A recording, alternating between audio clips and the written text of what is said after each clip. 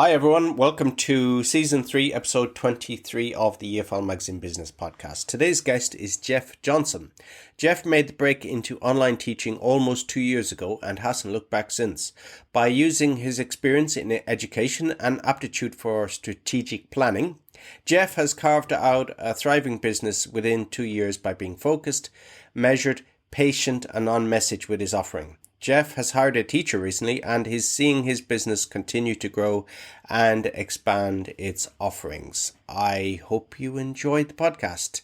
And just to mention before you do listen to the podcast is this coming August on the 27th and 28th, we're having our first ever EFL Magazine Entrepreneur Conference. So we have some great guests there, coaches and entrepreneurs who have been there and done that. So please look at the link in the description and sign up for updates. And I'd love to see you there.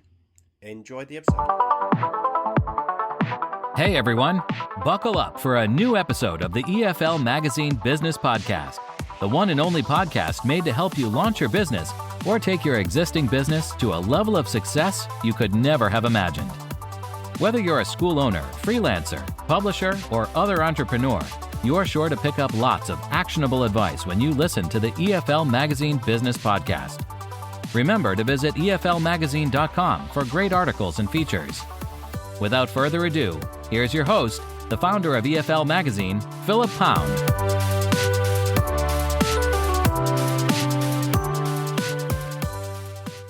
Hello again, everybody, to the latest episode of the EFL Magazine Business Podcast.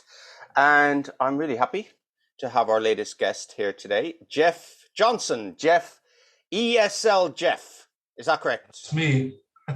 Nice Jeff, to be here. Nice to meet you, Jeff. And you're in Canada. What part of Canada are you in? I'm in Ottawa, the capital. I'm right in the heart of all the politics, I guess, but I was going to use another word, but I won't. Okay, yeah, it sounded like you were coming out with that word. Yeah, we had I've had one previous guest actually lived in Ottawa, John Healy. I think he lived there for a number of years, and I think we chatted about Ottawa at that time. Is it a kind of a sleepy administrative capital? Is that how you would describe it, or is it a little bit more exciting? I would describe it as a little sleepy. I just moved here from Montreal 2 years ago, and it's quite a contrast from Montreal, that's for sure.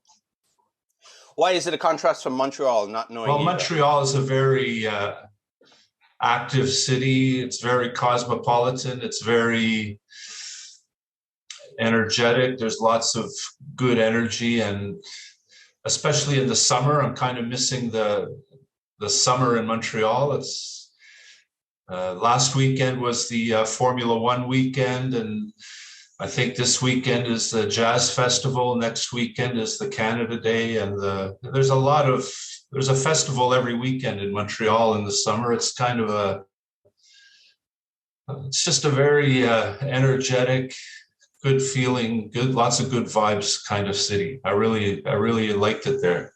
Yeah. And then in Ottawa, I'm sure everybody goes away for the summer. The Parliament doesn't sit, does it, during the summer months? No, they're not. Yeah. They're not right now. There's still lots of stuff going on, and Ottawa's a real tourist city, so we get lots of tourists in the summer. So that's and is it true? I remember I heard Montreal described as New York ruled by the Swiss. Is that right? Is that a fair way to describe it? I've never heard that. I've heard it's more like I've heard that it's a lot of tourists prefer Montreal to even New York or a lot of American cities, but it's very European. I think it has a kind of a European vibe to it in Montreal. Yeah, I'll have to visit sometime when things get a little bit more normal. So tell me, Jeff, I want to talk a little bit about your background and your educational, your work in education. You started off as a teacher, is that right? Well, you still are a teacher, of course, but you started off in... Actually, I didn't start teaching English until maybe 15 years ago. Prior to that, I worked in nonprofit. My specialty was in strategic planning and designing organizations and that kind of thing. And I made the shift to actually, I was working for a large nonprofit organization in Canada, and I was doing some coaching and consulting in that organization. One thing led to another, and I decided that was going to be that was my first crack at starting my own business. And I had my own consulting business for nonprofits. But I was in Montreal at the time, and I ran into a pretty big roadblock, and that was a language barrier. Montreal is in Quebec, and the official language of Quebec is French. And I was not having much success getting business because I didn't speak French. And so I went into they have a really good government program for people who want to learn French and change their career and use French for their new career. So I entered that program and had to go to full-time French lessons. And when I went back to the classroom and was in that language classroom with students from other countries and just looking at the teacher, I thought to myself, this is something that I would love to do. And I think I could really do this. So after I finished the French lessons, the government then said, well, we'll pay for a course for you to start a new career. And so I persuaded them to pay for my ESL certification with TESOL Canada. And that's how I got started. And I got a job my first teaching job was in the school where I was taking my TESOL certificate. And then I ended up teaching in a bricks and mortar for about 12 years until the pandemic struck. And then that shifted my direction. And that's how I got into online teaching. Okay, so you got in the classroom and said, "Oh, here's my vocation." Is it? Yeah. And did you have to take a little bit of a cut in salary from strategic planning to teaching? Is there a bit of not really, not drastic. I was fortunate enough to get into once I started teaching in bricks and mortar. I was fortunate enough to get into a good school. It was an international school, and it was one of the better schools in Montreal. So that was a good job. And then once the pandemic started, then I was on my own. And then when I realized I was going to start my own business again, I went out and I call it my real job. I just went and got a part-time job to make sure I could pay the rent, and started building my online business. And that's how it all started. And tell me, starting teaching, I know I speak to a lot of people on this podcast, and I give the example of myself also, is you bring some of your previous career, your experience, maybe from, let's say, strategic planning. I've had guests on here who've been, I had one was a bounty hunter and was able to talk people down and de-escalate situations, and he found it useful for a kindergarten, for example. But for you, coming from a strategic planning background, is there anything you could implement from your previous career that you found useful in teaching and management? Well, the first thing was just the experience of communicating and talking with groups of people and doing some seminars and coaching like that. But one of the things that I specialize in my business now is test prep. I do IELTS. I do the immigration test for Canada, which is called CELPIP. I've done TOEFL. I've done GMAT and some of those tests.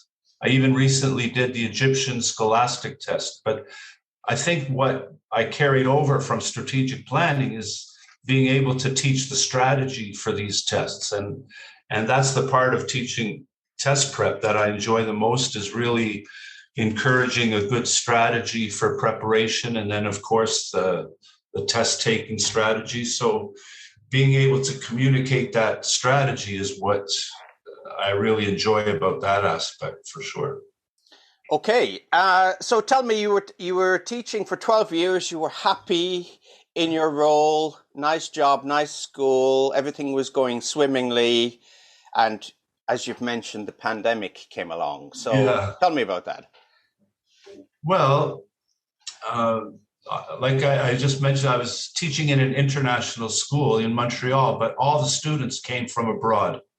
There were no local students. And once the pandemic hit, as well as closing down the school, and unfortunately, that school was not at all prepared for online teaching or anything like that.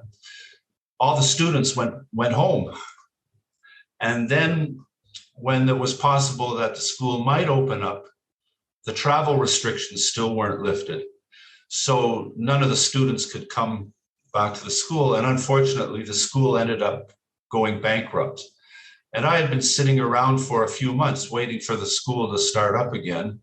And when I realized it wasn't going to, that's when I decided I had to come up with a new plan. And that's when I decided to start teaching online. So that's basically, I knew I wasn't going to get into a school anytime soon. And I wanted to keep teaching. So I decided to make the shift to online. One of the best things I've ever done, by the way. I'm really enjoying it. We'll get on to that in just one second. I just want to talk about the ESL sector, EFL sector in Canada. A guest a couple of weeks back, Jane Danchester, and she works with English UK, and she said that 17% of ESL, EFL schools in the UK have shut their doors after the pandemic. Is it a similar situation in Canada? Well, has it been hit hard? I'm not sure how many schools. I know that schools had to shut their doors at least temporarily. I think some are opening up now. The ones that survived, I think the ones that survived came up with a quick plan to go online. And my school didn't have that plan. So my school did finish permanently, but I've noticed that there are more job openings now for teaching in a school. I've noticed more ads and openings for teachers now. I don't plan to go back to that now that I've got my business established, but sometimes it's tempting. It would be a little bit easier, but I think I'm going to stick with what I'm doing now, but they are opening up now. I've noticed that. Yeah. Okay, so let's hope things are rebounding everywhere. Yeah, I think they are. I think they are coming back. Yeah.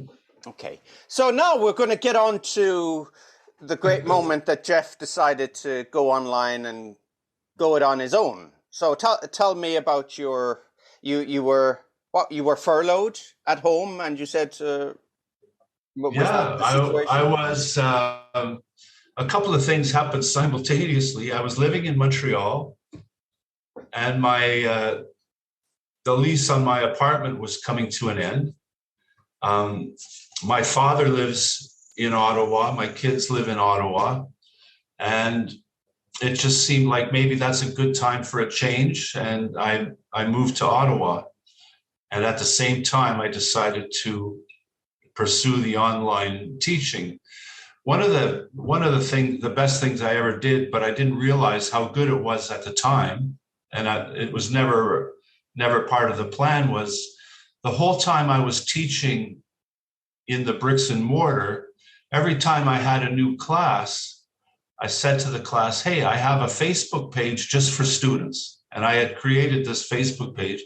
I said, this is where we can keep in touch. If you want to message me between classes, if you want to keep in touch after you're finished your course and you go back to Mexico or Colombia or Korea or Japan, wherever you go back to, we can still keep in touch. I'd be interested to follow your career. So when I decided to go online, after all those years of doing that for every new class, I had well over 1,000 students on this Facebook page. So when I decided to go online, the first thing I did was, hey, I'm here to teach lessons online. If you want to take lessons, message me. And within a couple of weeks, I had 3 or 4 students, and it just took off from there. And I just, whatever I needed to learn, I learned as I went. And the first thing I learned how to do was make a Zoom call. I had never even been face to face on the internet before in my life. So I got my first student, and then I said, well, I better learn how to use Zoom.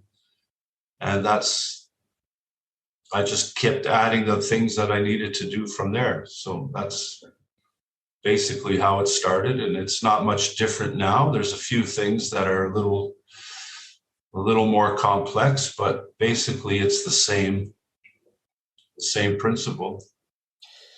It's the same principle, and that was very smart of you to have a lead list of students all ready to go. Well, I did. Again, the only reason I did that was because I've always just wanted to connect with my students beyond the classroom.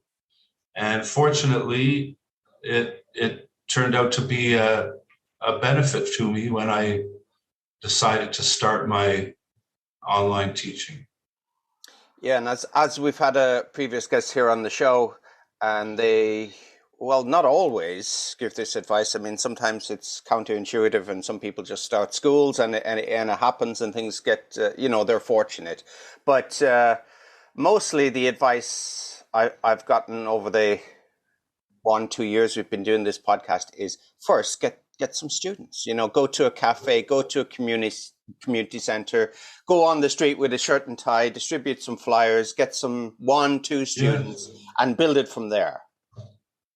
Yeah, I was just happy to get one student, and then once I had one student, my goal was at the beginning. My goal was only to get one student. So when I did get one student, the next day my goal was to get one more student, and then the next day was to get one more student, and it was only adding them one at a time for the first 3 or 4 months that I built up to having a few students. And it was only just finding one student at a time. And I think that's probably what worked best for me, for sure, is just thinking of a lot of teachers will ask, well, where do I find students? My first question was, where can I find a student? When you find one, then you can find one more. Just one at a, that's how I approached it. It's like the old story of the billionaire, isn't it? He has the $1 framed in his office, isn't it? This is the first dollar I ever made. Yeah. It's that kind of mindset, isn't it? It's like one student. Don't think about 10,000 or 100. It's like, okay, get one and then get another one. And the interesting thing is, I'm almost up to into this for 2 years now. I still have my first student. I've had one student. She's been with me for almost 2 years now. Now, I don't know if that says she's a bad student or I'm a bad teacher, but she's been working away for almost 2 years now, and she's doing great. So that's kind of a neat thing about this too. That doesn't happen in a bricks and mortar school. In a bricks and mortar school, they sign up for, well, the one that I was in, three months at a time, maybe 6 months, and then they were gone. But that's been one of the things I've enjoyed about this way of doing things, that's for sure. Okay, so you started up, you learned, so you had the students, you learned Zoom, and that's all you had to do. There's no strategic planning, marketing involved. No, just joking, Jeff. Yeah. Of course, you made it sound simple, but it's not simple, is it? Well, when I decided to start, I made a 5-year plan. I sketched out a 5-year strategy, and I wanted to be in certain places after 1 year, after 2 years. And then after I had that figured out, I said, okay, where do I want to be in 3 months, in 6 months, in 9 months? And And I made a very slow-paced strategy to make sure that I didn't run ahead of myself, and that it would build slowly, but have a lot of sustainability and strength to it. And I was very intentional about planning out my path, that's for sure. So this is often a problem for entrepreneurs, isn't it? It is to be distracted by other things, be impatient. So, but you were slow and steady wins the race. Yeah, that's what Leah calls me, the turtle. We were talking, my coach, Leah, she says that sometimes being a turtle pays off, you know. Yeah, exactly. And that's Leah Sparrow, who we've had on the podcast. And please do check out Leah's podcast from the archives for some more great advice. So slow and steady, you decided to be 3 months, 6 months. So when you do strategic planning, business planning, you're working backwards and then breaking it into smaller actionable steps. Is that right? That's basically how it works. Yeah. Yeah. So for somebody looking to go down a similar route, what kind of advice can you give? What kind of goals? Should it be SMART goals? Should people look at not doing too much? Because that's often a problem, isn't it? People want to achieve too much initially, and then they get discouraged and maybe burn out. But how should people pace themselves on that? Well, I think, first of all, when you think about making a 5-year plan, that requires you want to create some kind of vision statement. You know, where do I want to be in 5 years? What does that look like? What does it feel like? And what do I see myself doing in 5 years? What would looking back in 5 years, I want to say, did I do everything I wanted to do along the way? And then you can even take it further. I was talking with one of my students just yesterday. He's going through a major change in his life, career-wise, and I've been coaching him on a strategic plan, and also including English as a part of that. And I said, okay, pretend you're 90 years old, and what do you want to have accomplished? What do you want people to remember you for? And the reason I say that seems a lot longer than 5 years, but what that does is it really gives you a vision for what's important to you, what kind of impact you really like to have in the life of your students. What would you like your students to remember you for? What kind of business do you want to create? What kind of learning environment do you want to create? And then that takes you back to thinking about, okay, what's my mission going to be? What are my values? What is my purpose? And I think sometimes we try to jump ahead of that. We might say, instead of saying, how am I going to make a real impact here? We might ask, like, how am I going to fill my wallet or my bank account? And that's probably not the first question to ask. I think it's better to take the time at the very beginning to realize what's going to be the culture and the real value that you're going to bring to the lives of other people.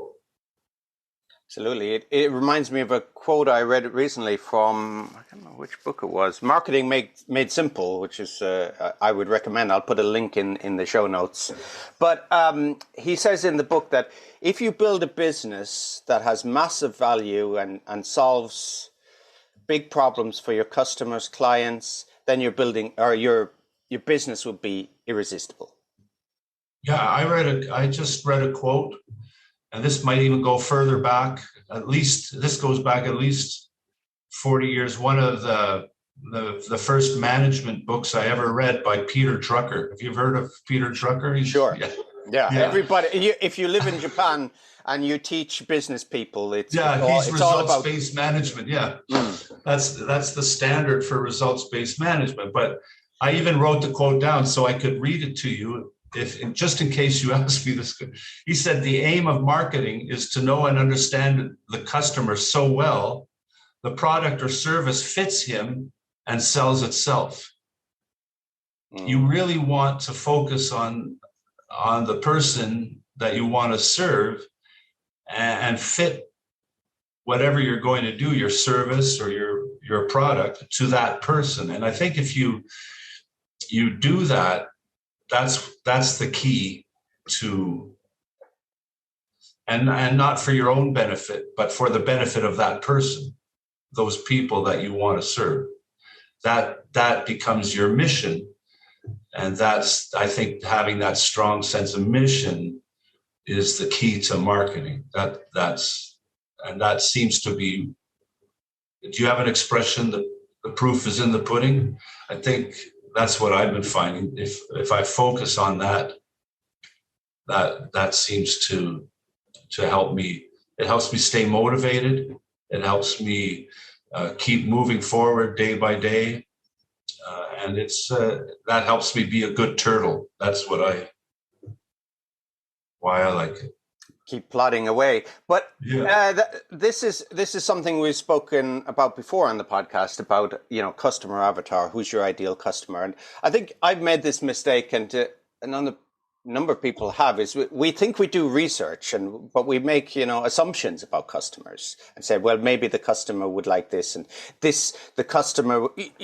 In a lot of management books, they say, okay, you've got to think, where does your customer shop? What are his or her worries? Is it kids? Is it mortgage? So you try to build up a picture of the everyday concerns of the customer. But actually, I think one mistake I've made, or something I've overlooked, and people I've spoken to as well in mastermind groups, is we don't actually talk to the customer.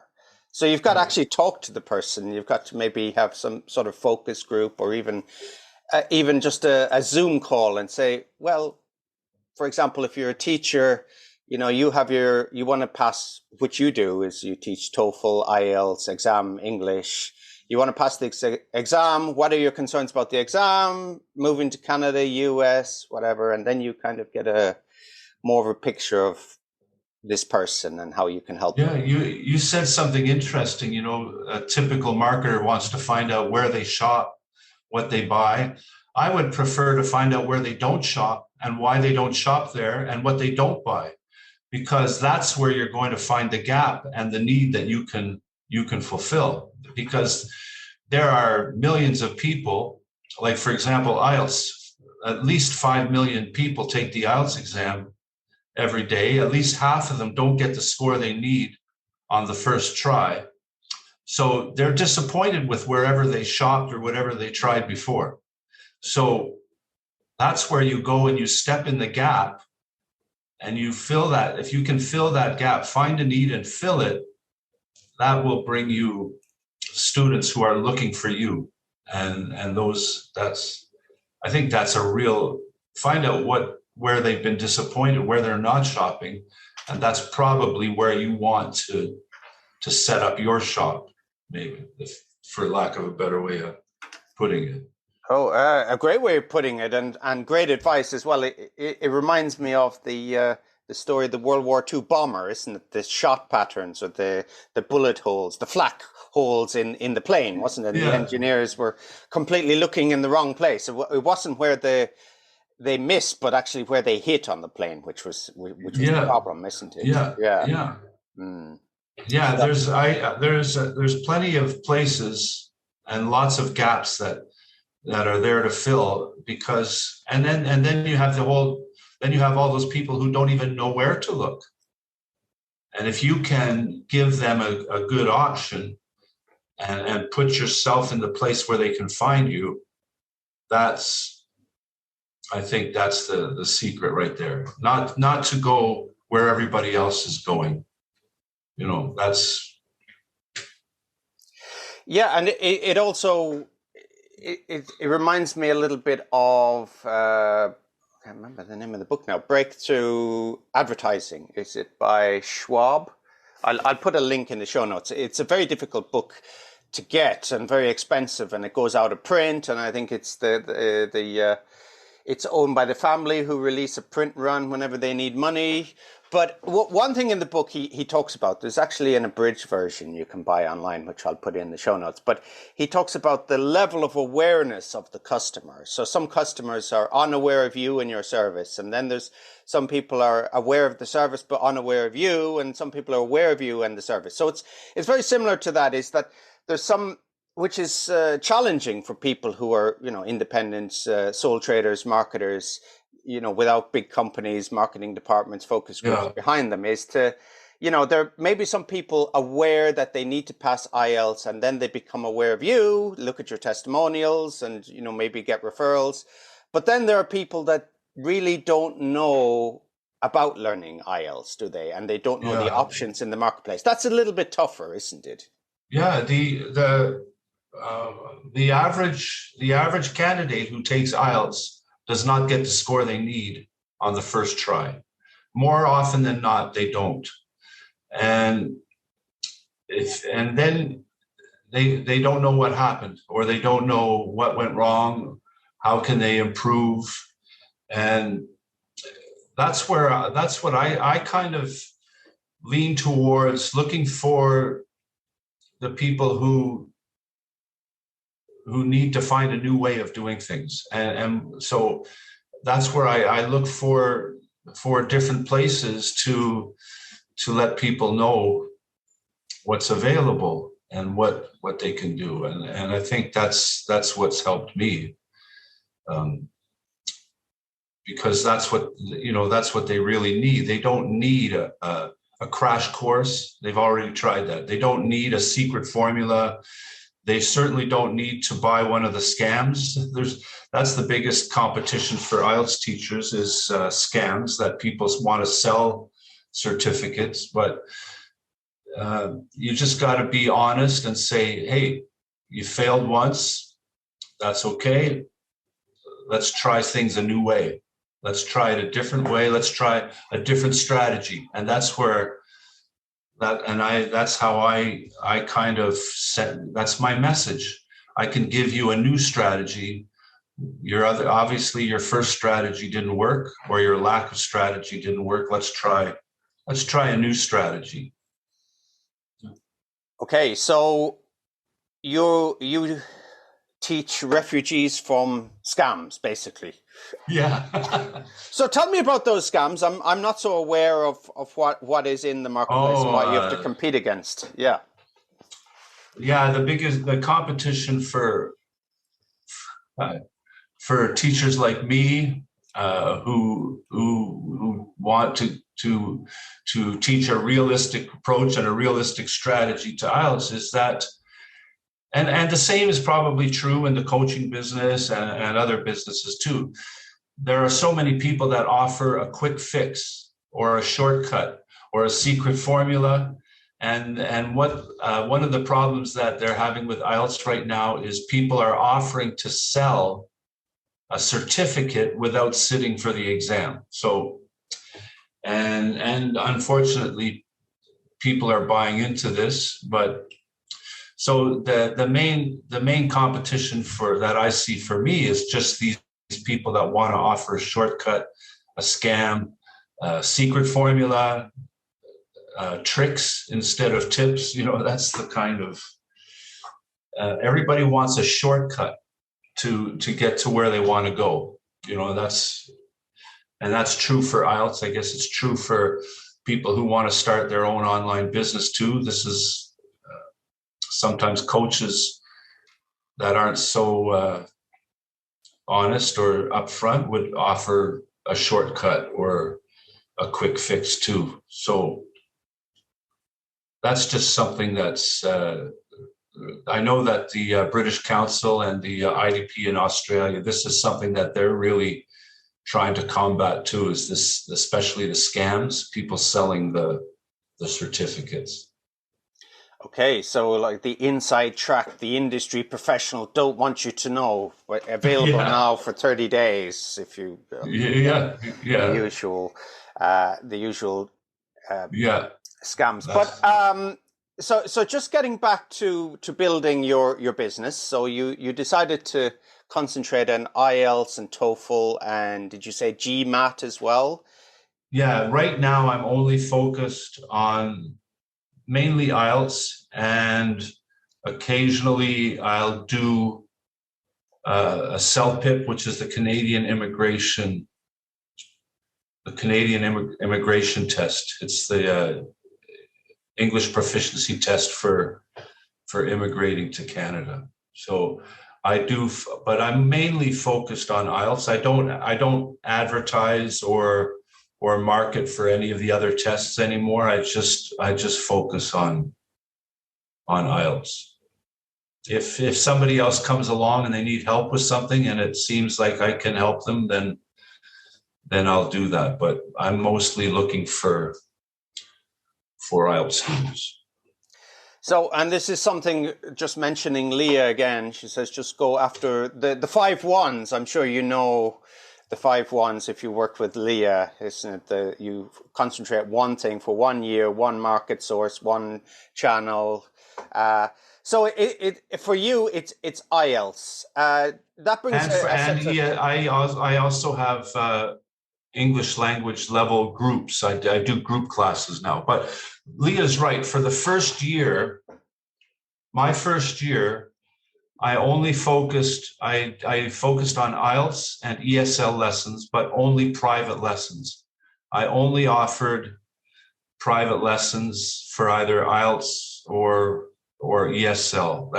And then my second year, the beginning of the second year, back in January, I had run a challenge for I ran a challenge for IELTS to get more to sell group lessons for IELTS, and that was a failure. It didn't work. I didn't sell anything after that challenge. And I learned from that group lessons for IELTS are probably not going to work for me. And but I also started ESL group lessons, and that's been going very well because most of my ESL students are living in Canada already. They've immigrated to Canada. They need to find a job or improve their English for that purpose. And one of my very first students, who had been with me for over a year, I brought her on to help me teach. She had gotten to a high C1 level in her English. Actually, she started with me because she had to do the CELPIP test. She had immigrated to Canada from Brazil, and we had been working for a while. And then one day it just occurred to me that she would make a good teacher. And I asked her if she'd be interested in being a teacher. And she said yes. And I've been coaching her, and she's been teaching. She teaches 2 group classes for me now, and she's doing really great.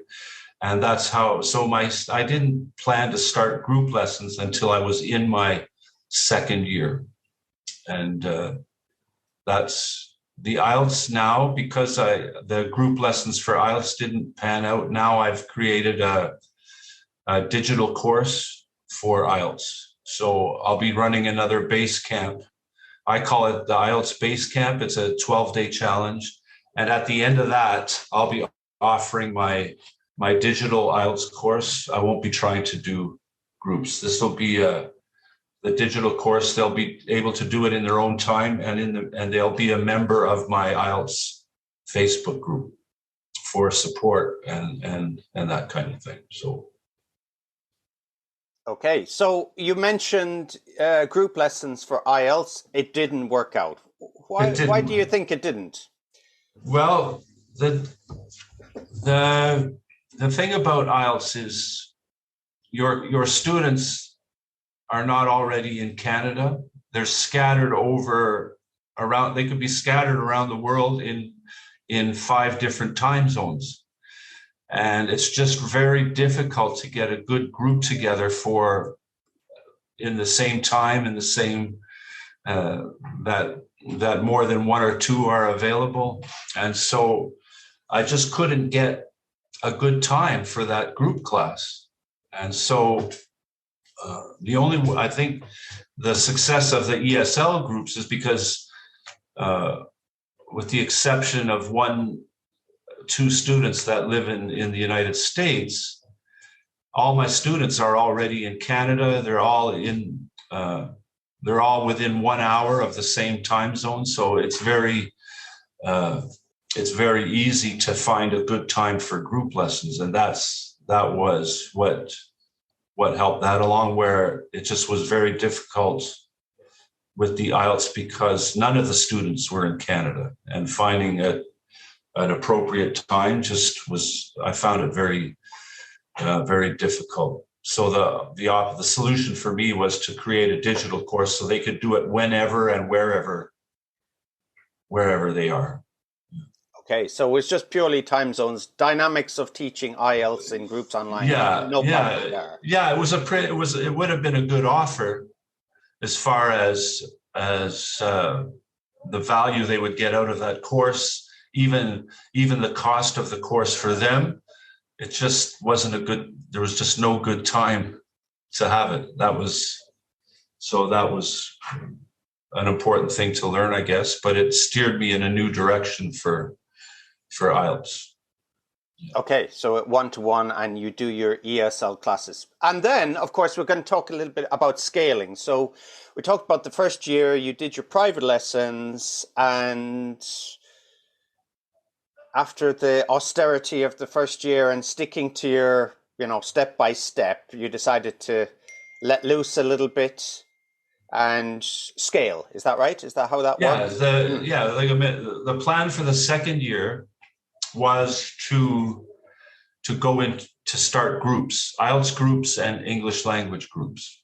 So I learned my lesson pretty quick about the IELTS groups. So I had to make a shift when it came to IELTS. The group lessons are developing quite well.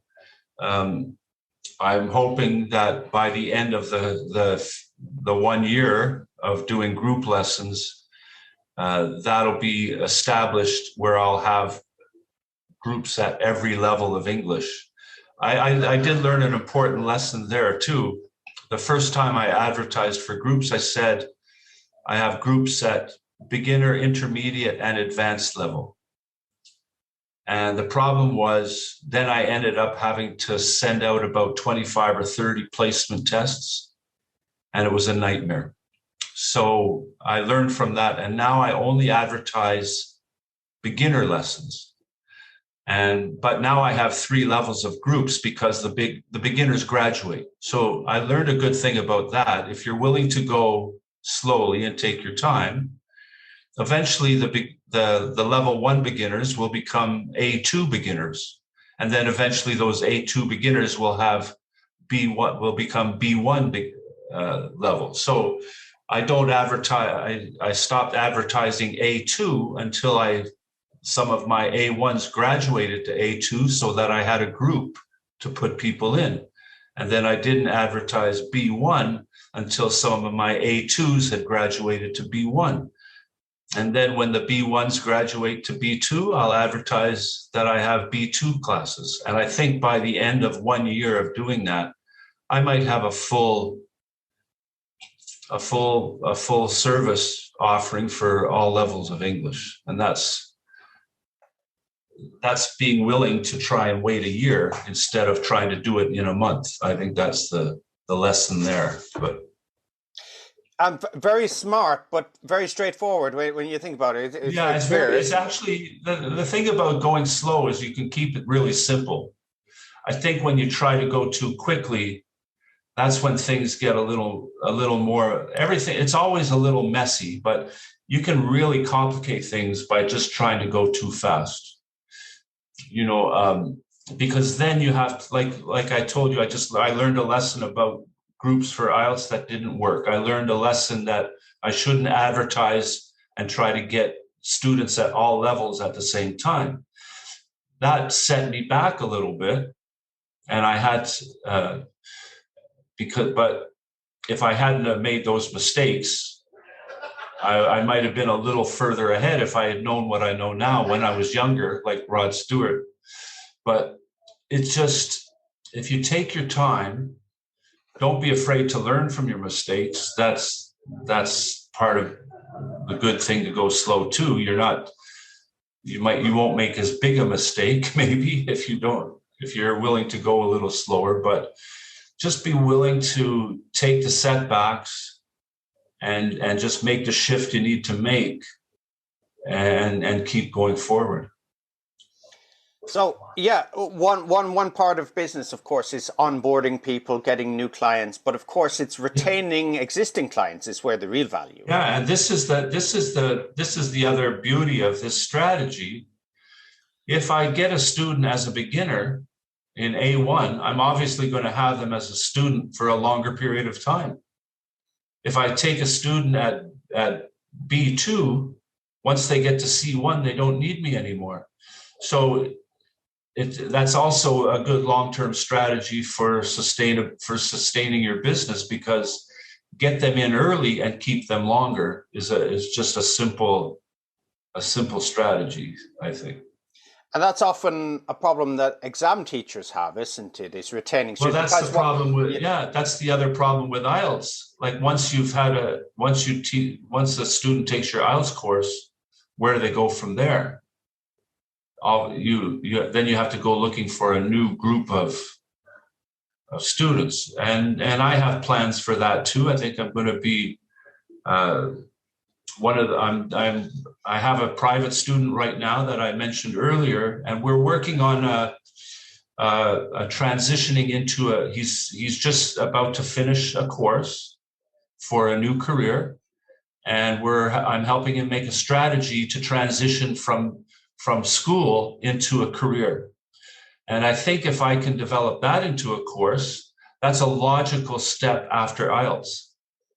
You immigrate to a new country, you finished your university, how do you transition into a career? And I think that's going to be my next course. So and this is the other good reason to have a long-term plan and to start with one student at a time. I'm field testing this new course and developing it with this one student. And if it's successful with him and what I learn from him, I may be able to develop it into a course. Maybe that'll be part of my third-year plan, somewhere to go after IELTS. Exactly. And continue to serve these IELTS students, yeah. Yeah, exactly. And what I've from speaking to people on podcasts and working on conferences is that IELTS students, TOEFL students, if their objective is to enter university, for example, sometimes they're not so up to speed on academic writing and listening, even though they passed these exams. Exactly, yeah.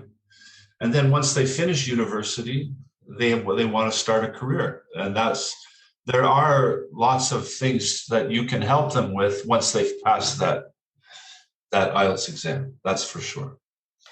And just looking at your website, Jeff, I mean, there's not so many bells and whistles. It's just a picture of you, what you do, maybe a few testimonials, and that's what works. Yeah, and that's what you see on the surface. That website also has landing pages for example, when I do my 12-day challenge. I have a landing page for that, and that's a landing page that builds my email list. So, but you can't access that just from any page on my website. You can only access it from if I put a post or an ad about that challenge. The link is specifically to that landing page. I also have a lead magnet for my ESL classes to build an email list for ESL. That also has a landing page in that website, and that website is with Paul Salloway with Babel Tech. The beauty of that is that Paul has also really helped me with building my email list, so that I have those. Now I have an email list of about 400 clients, and I stay in touch with them regularly. Some of them are ready for IELTS and some are not. but I just keep in touch. But that website is also contains landing pages for my lead magnets to build my email list. But you wouldn't see those if you just go to the website. They're in there, but they're kind of hidden away for special occasions. Absolutely, and because I'm not your customer, that's why I didn't click on any of these things. And this is something we talked about on a mastermind session the other night. Is there's one thing is the customer, the student choosing the teacher and the right course for him or her, but also it's about the teacher choosing the right student, isn't it? You pre-qualify your students who you want to work with. Yeah, to a certain degree. When I first started, when I was looking for my very first student 2 years ago, my niche was, if you're warm and breathing and you want to learn English, I'm here for you. But I kind of refined it a little since then. I wouldn't say that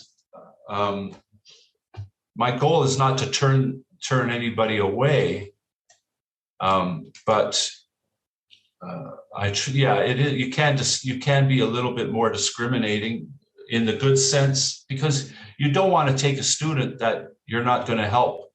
It's not fair to the student, and it's not fair to you either. And that's another lesson I learned along the way. One of my students asked if I could teach their daughter and tutor their daughter in English, who was 9 years old. And to be honest, it was a disaster. It was not good for her, and it was not good for me.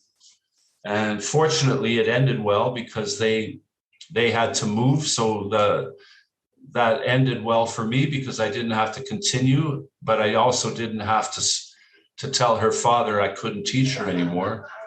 And that was so it kind of was a fortunate way to end. But I learned that I'm not cut out for 9-year-olds. I need to stick with the adults. So that's one thing I learned along the way. Another, I wouldn't call it a mistake. It's just a learning experience. And I think when it comes to niche, maybe that's during your first year, by doing one student at a time, you can kind of decide, well, what kind of students do I like working with? And what kind of students do I not do very well at helping? And then you can kind of lean towards the ones you can help the best. And I think that's just part of the process. And I keep saying it, but it's just another good reason for going slow. Yeah. Okay, so tell me, Jeff, some really great takeaways, some really good advice that I will take on board as well, because I'm or hasty, as Shakespeare says. But what is for the future for you have your 5-year plan, so you've been 2-3 years into it already. Without giving away too much, I mean, what do you? No, I don't have any secrets. By my third year, I'm going to be finishing up my second year around October. So I would say, by the way, if you make a 5-year plan, expect it to take 7 years. That's my one piece of advice. However long you think it's going to take, it'll probably take a little longer. But I know we want it to go faster, but usually, if you make a 5-year plan, you can count on it taking about 7 years to finish. But so I'm going to be around in the new year in 2023. I want to have my ESL groups firmly established. I want to have my IELTS digital course established and start to be able to branch out from there by offering creating some other IELTS offers. Like maybe somebody doesn't want to take a full course. Maybe they just want a writing course or a reading course or speaking course. So I hope to branch out to be able to offer for that when it comes to IELTS. So I guess the third year is just to kind of branch out with my offerings, have more available groups and more available offerings for IELTS, and then maybe with that other project I just mentioned to you, try to have maybe a transition into careers or a transition into university type of course that will be a part of that IELTS package. What amazes me, Jeff, is just looking at your room or your hallway, as you said to me before the podcast, is you're such a grounded and practical person, but you have Don Quixote and Sancho Panza behind you, which you wouldn't call Don Quixote a grounded person, would you? No, exactly. And I think that's why I have him on the wall, because I think you still need a little bit of that. I think you have to have a little bit of,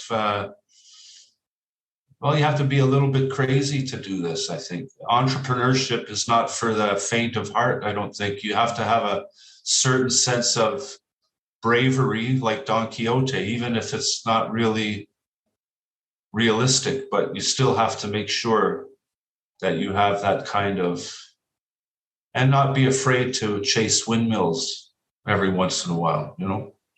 I think that's a good spirit to have anyways. I think that, Jeff, that's a fantastic place to leave it today. If people want to get in contact with you, work with you, I mean, what's the best way? I know we connected on LinkedIn, and I think I came through your website. I have a profile on LinkedIn. I have a Facebook page, which is just called ESL Jeff. And I have my email address is info@esljeff.ca. It says you can contact me through LinkedIn Messenger, Facebook Messenger, or directly by email at info@esljeff.ca. And Jeff Johnson, thanks again. Well, my pleasure. Thanks for having me. Thanks for listening to the EFL Magazine Business Podcast with Philip Pound. For more great advice and resources, check out eflmagazine.com. If you found this podcast helpful, be sure to subscribe so you never miss an episode. See you next time.